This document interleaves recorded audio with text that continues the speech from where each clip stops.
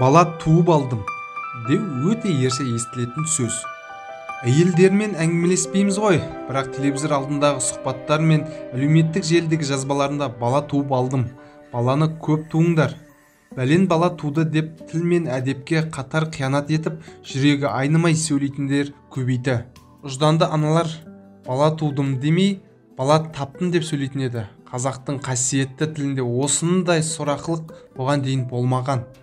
Бала туып алдым, баланы көп туыңдар, бәлен бала туды деп қыңыр қисық сөйлемей, бала таптым, ұрпақтарыңыз көп болсын, бәлен бала тапты, 3 бала дүниеге әкелді деп орнымен сөйлеген абзал. Қазақ туды дегенді 4 түлік малдың төлдеуіне қаратып айтқан, адамға тікелей түрде қолданбаған.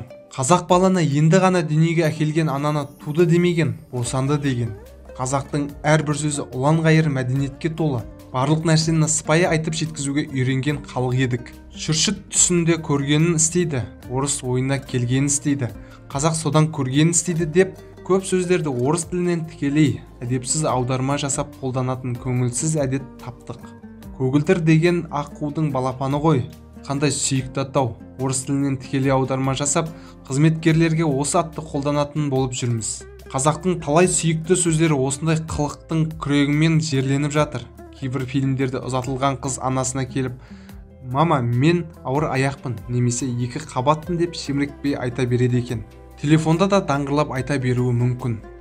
Қазақтың ұзатылған қызы бойына бала біткенде, анасын қуандыру үшін төркіндеп келгенде, «Ана, құлағыңа сыбырлайыншы» деп қана еміреуімен білдіретін. Осы сөзді естіген анасы қуанышы қойнына сыймай қуанатын.